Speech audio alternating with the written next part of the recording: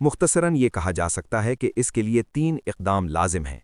ایک یہ کہ مشرق وسطیٰ کے سب ممالک پرامن بقائے باہمی کے لیے ایک معاہدہ کریں اور اپنے دفاع کے لیے امریکہ سمیت سب خارجی قوتوں پر انحصار ختم کریں۔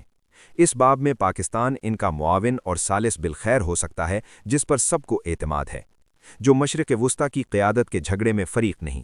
دوسرا یہ کہ ایران مشرق وسطیٰ میں اپنی پراکسیز کو ختم کرے اور کسی دوسرے ملک کے معاملات میں مداخلت نہ کرے۔ اس کے لیے ضروری ہے کہ ایران داخلی سطح پر قیادت کی تطہیر کے عمل سے گزرے۔ تیسرا یہ کہ مسلم ممالک اسرائیل کے بارے میں ایک قابل عمل اور حقیقت پسندانہ حکمت عملی پر اتفاق کریں تاکہ فلسطینیوں کی ایک خود مختار ریاست وجود میں آ سکے۔ دعا ہے کہ جنگ بندی مستقل ہو۔ پاکستان نے امن کے لیے ایک تاریخ ساز کردار ادا کیا اور ہماری قیادت نے قوم کا سر فخر سے بلند کر دیا۔ اس پر وہ تحسین کی مستحق ہے۔ پاکستان زندہ باد۔ مکمل کالم سننے کے لیے ہمارا چینل وزٹ کریں اور کامنٹ سیکشن میں اپنی رائے ضرور دیں۔